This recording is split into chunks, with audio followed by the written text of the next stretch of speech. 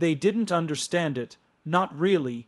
In the quiet, glistening halls of the Galactic Concord, among beings of light, gas, crystal, and circuitry, emotion was considered an archaic relic. To feel deeply was to be flawed. To react with passion was to expose one's inefficiency. For centuries, the most dominant species had evolved beyond it, or so they claimed.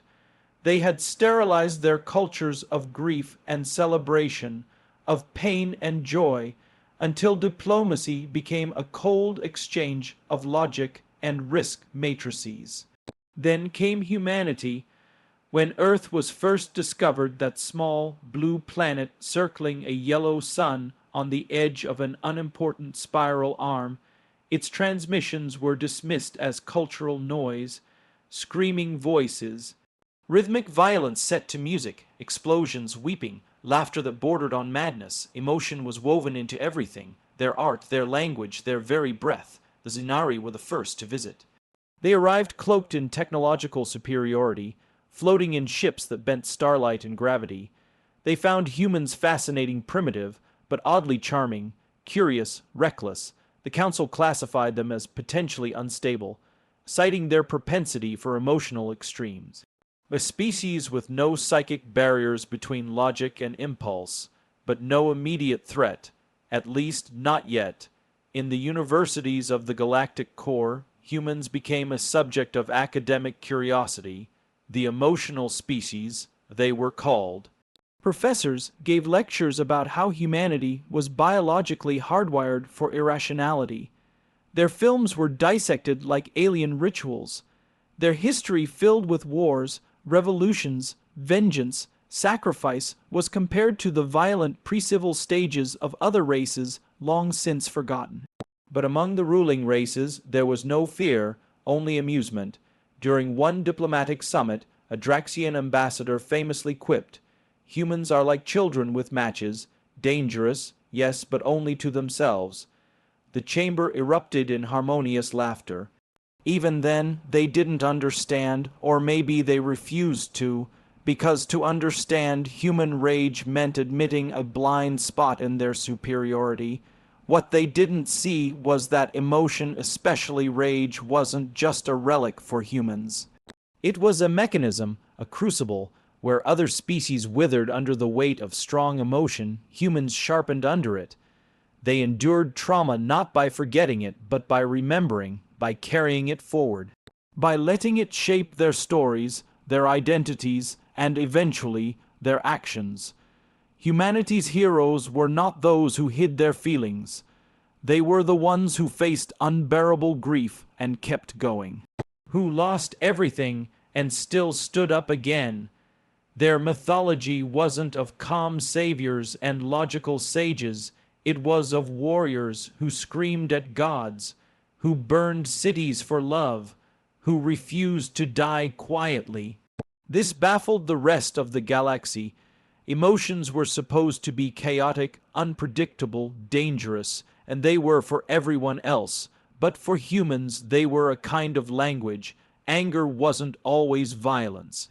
Sometimes it was protection. Grief wasn't weakness. It was memory. Love wasn't just bonding, it was motivation. The kind that could move mountains and scorch empires. And rage. Rage was never just blind fury. Rage was the human war drum. By the time the galaxy realized this, it was already too late.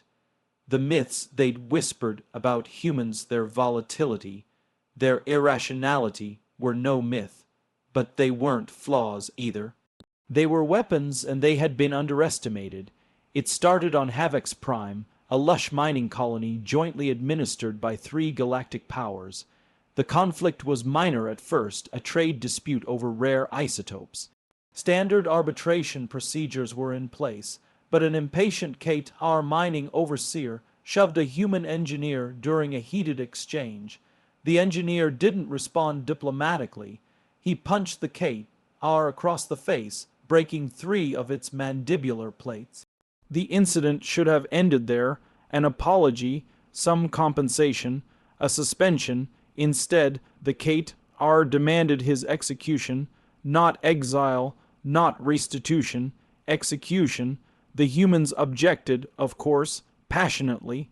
The engineer's name was Evan Cortez, and he became a symbol overnight. The footage of the altercation went viral, the shove, the punch, the look of defiance on Evan's face as security surrounded him.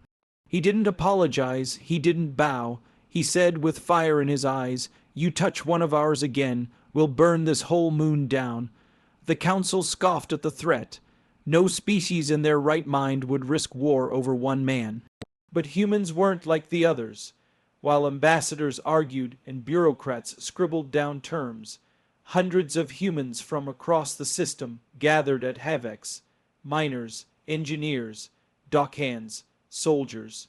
Even civilians. They didn't bring warships, not at first, but they brought something else: rage, passion, loyalty. In less than a week, they'd occupied the primary mining complex and raised the Earth flag over the administrative dome. They called it a protective presence. The Council called it terrorism. Tensions escalated. The KR sent troops. A firefight broke out. Human casualties mounted, and that's when the war began. Not an official one. Not yet, but the rage of 1,000 small injustices boiled over. Every insult, every slight, every time humans had been dismissed, patronized, underestimated, it all came roaring back. The Council's data archives called it an uncoordinated uprising, but that wasn't the truth. It wasn't uncoordinated, it was human. Back on Earth, protests turned into recruitment centers. Evan Cortez was declared a hero by the masses and a liability by diplomats. The United Terran Nations couldn't stop the flood of volunteers, men and women, who had no personal stake in the mining dispute, but were driven by something else entirely: the feeling that their species had been stepped on for too long. The other species didn't understand it. They still thought it was about the mine, or about Evan, or about trade, but it wasn't. It was about the collective anger of a people who had climbed out of the mud, through war and suffering, through plagues and ice ages, who had never been handed anything without a fight. They remembered their history, the genocides, the revolutions, the dark nights where hope was only kept alive by firelight and fury. They remembered what it meant to survive, and now they were angry. It wasn't like the rage of the Alkari, whose berserkers lost all sense of control. It wasn't like the cold vengeance of the Thun, who planned for decades before striking. Human rage was different. It was conscious. Focused, strategic, it could be harnessed and aimed like a rifle. Entire squadrons charged into firefights not because of orders, but because they refused to let their comrades die alone. Officers wrote letters soaked in fury and honor. Pilots flew with the names of lost friends scrawled on their hulls, and every time a human ship went down, 10 more rose in its place. The galaxy watched in disbelief. This wasn't war as they understood it. It was personal, it was raw, and it was relentless. Because once you ignite the rage of humanity, there is no peace until it's satisfied. They thought they had seen every kind of combat. The Council's elite shock troops had fought in asteroid sieges, jungle ambushes, and cybernetic war zones so complex they required three-dimensional AI to simulate strategy. But nothing, not drills, not simulations, not even ancient historical records prepared them for what they encountered when they stepped onto the battlefield against fully enraged human soldiers. The difference wasn't in the weapons. The Council's armies had superior plasma tech, shielding drones, adaptive exo, armor, all things the humans lacked. On paper, humans were obsolete. They were supposed to lose, but war is never fought on paper. It's fought in the mud, the blood, and the dark corners where fear whispers lies into the ears of lesser beings. That's where humans thrived. The first major engagement happened on Ares Theta, a moon with gravity half Earth standard and a series of interconnected subterranean tunnels. The Qatar forces dropped in with full support scanning units, orbital artillery, drones. Their commanding general, Veltrax, had dismissed the human resistance as feral mammals in metal scraps. But within hours of boots hitting dust, the Qatar lost communications with 2 outposts. The recovery team found nothing but silence and scratches, deep gouges carved into metal walls, scorch marks that didn't match known energy signatures, bodies missing their frames which had been carefully removed, not damaged in battle harvested. That's when the whisper spread, the humans don't stop fighting when they're injured, they just get meaner. An ambushed squad reported seeing a human marine whose leg had been severed below the knee not only still fighting, but crawling toward them, dragging a live grenade under his belly, face painted with a blood-soaked grin. One council soldier froze, just stared in disbelief. The grenade took out 5 of them. Another scout drone captured a human soldier administering a battlefield blood transfusion to himself, while still firing with his free hand, eyes bloodshot, jaw clenched like an animal locked in a death spiral. Council psychologists couldn't make sense of it. Why don't they retreat when wounded? They asked. Why don't they surrender? The answer, of course, was that humans don't see pain as a stop sign. They see it as a challenge. What's worse, human combat strategies didn't follow conventional logic. They used sound horrific, primal howls across the tunnels to throw off sonar systems. They used heat deliberately igniting controlled explosions to overload council thermal sensors. And worst of all, they used psychology, propaganda written in the blood of their own dead, smeared onto walls for enemy soldiers to read, stories of what had been done to Evan Cortez, stories of the betrayal, the dishonor, the fury. In one notable case, a squad of council troops surrendered to a lone human sniper, not because they were outgunned, but because the sniper had spent hours speaking over open comms, telling them about every human casualty the council had inflicted by name. This is for Anya Davis. She bled out alone. I found her, a one-shot. This is for LT Mikhail Chen, burned in his cockpit. Another shot. You're not facing an army. You're facing grief made flesh. The mental toll was staggering. Council forces began rotating troops every 48 hours to avoid full breakdowns. Still, the nightmares spread. Some soldiers reported hallucinations, seeing human shapes in the dark, even when scans showed no life forms nearby. Others swore the humans didn't sleep, that they would simply wait in the cold for days unmoving like statues until the time was right. It wasn't just the brutality, it was the persistence, the refusal to die. That's when the Council's top war analyst filed a classified report, later leaked by a sympathetic Varnathi defector. It said, "We believed humans were emotionally volatile, irrational, and short-lived. What we failed to understand is that their emotional volatility is a weapon. Their grief becomes wrath, their pain becomes purpose, their love becomes vengeance, and their rage never ends." That report was never officially acknowledged, but after it circulated, the Council began rethinking everything. Because when humans are pushed too far, the war is never about land or power or politics anymore. It becomes personal, and when war becomes personal, humanity doesn't lose. The turning point came on the ice world of Farron 9, where the Council launched what they arrogantly called a cleansing operation. It was supposed to be a mop-up, a formality. Human insurgents had taken refuge among the glaciers, and the Council's elite mechanized units were dispatched to pacify the area with precision strikes and containment fields. What they didn't know, what they couldn't even imagine, was that the humans had been preparing not to win a battle, but to make a point. Captain Elena Morrow, leading what remained of the 27th Human Expeditionary Corps, had one directive: show the galaxy what human rage looked like when backed into a corner. She wasn't aiming for survival. She was aiming for memory. She wanted the Council to remember. With only 70 soldiers under her command, she devised a plan that made no tactical sense to anyone with a rational mind.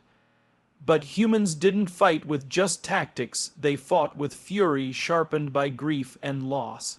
Every soldier under her command had lost someone: a child, a brother, a hometown turned to slag. Rage wasn't their weakness, it was their fuel.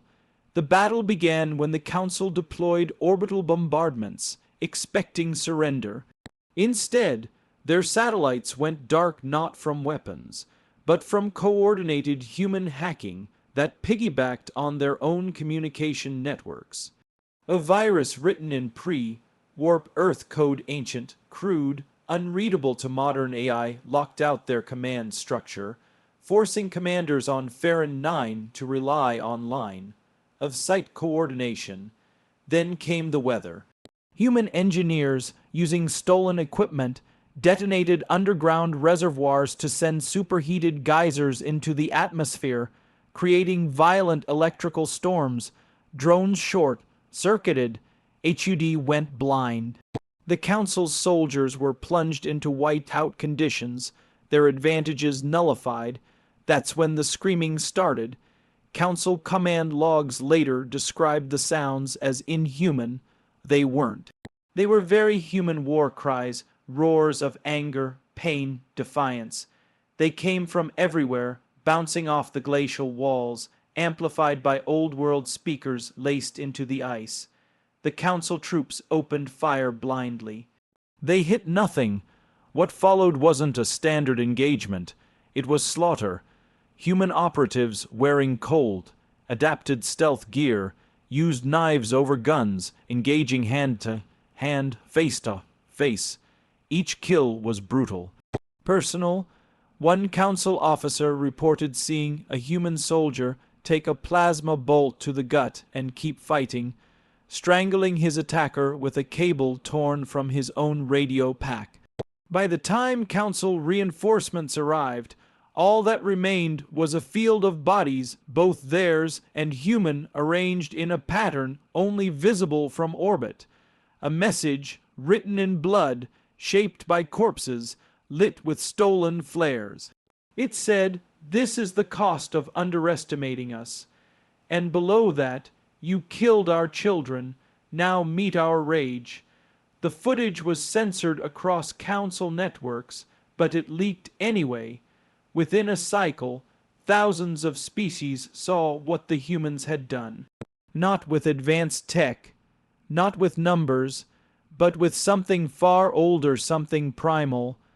A fury that didn't burn out, but hardened, focused, transformed into an unstoppable will to avenge. Council morale plummeted across the war front. Even their strongest soldiers began to hesitate when facing human forces, not because of physical strength, not because of weapons, but because the humans would not stop, not for pain, not for fear, not even for death. The elders of the Council met in secret not long after the Farron 9 massacre, and for the first time in millennia, they whispered of something forbidden, that perhaps this war should end, not because they could not win, but because if they kept pushing, humanity would show them what came after victory: a cold, calculated wrath that would outlive every treaty, every law, every star. They sent diplomats next, not soldiers, not warships. Just envoys in silk robes and polished chrome shuttles. They came bearing apologies and agreements, olive branches wrapped in platinum. The Council hoped that perhaps, if the war couldn't be won with force, it could be softened with language. What they didn't understand, even after Farron 9, was that humans didn't forget. They didn't forgive. Ambassador Talencrith, a distinguished negotiator of the Vuxari species, arrived on Earth with full honors. A delegation of 20, backed by neutral observers from the Galactic Concord.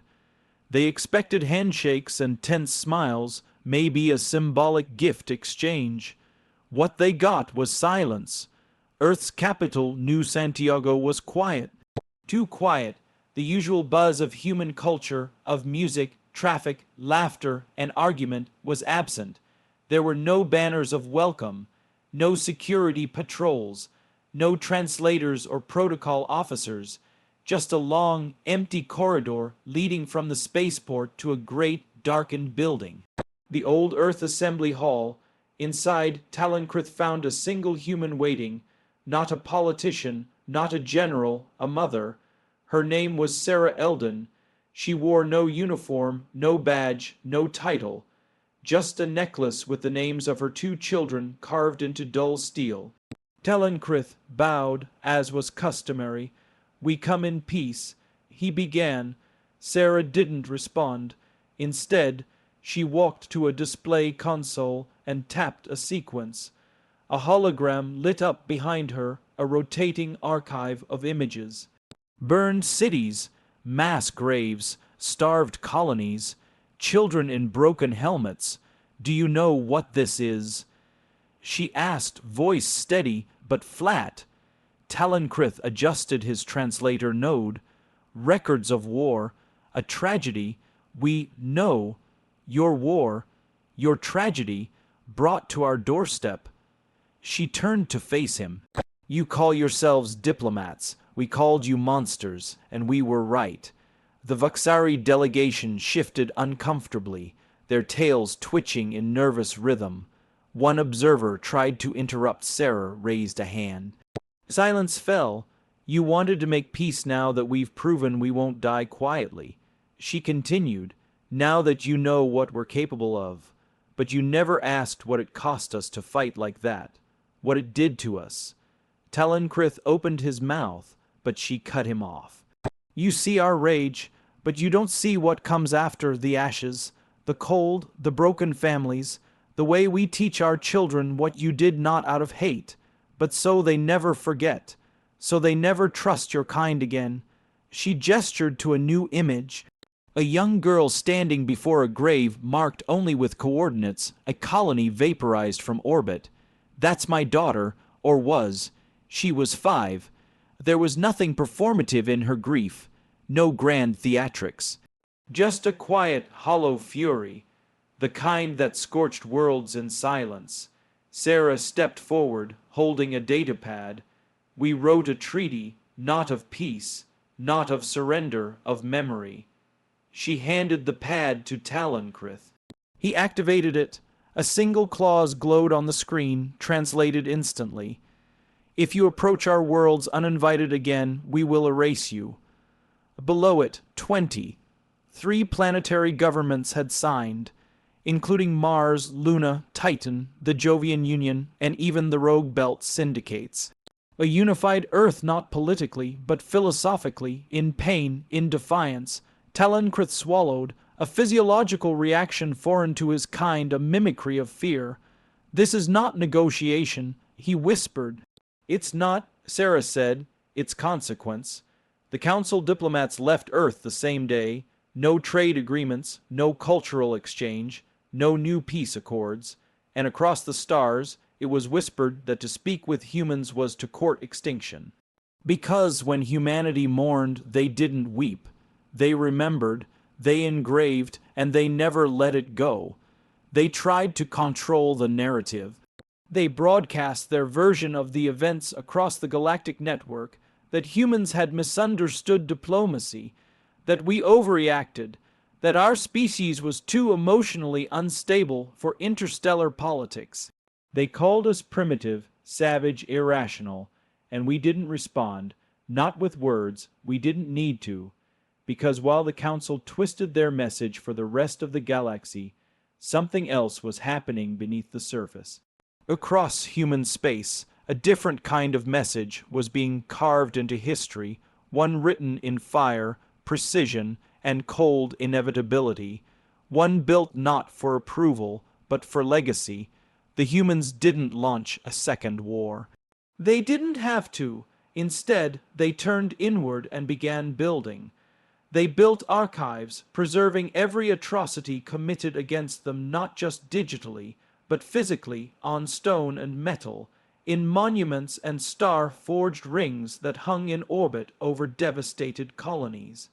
They built fleets not to conquer, but to watch, ships designed not with stealth or intimidation in mind, but with endurance, patrol cruisers that could stay out for decades, automated defense systems, coated with generational safeguards that would outlive their makers. They built academies, too, not for warriors but for witnesses, generations of historians and memory, keepers trained not just in recounting the facts but in feeling them, the pain, the betrayal, the cost. And all the while, the council grew quieter, the mockery stopped, the disdain curdled into something else, unease, then fear.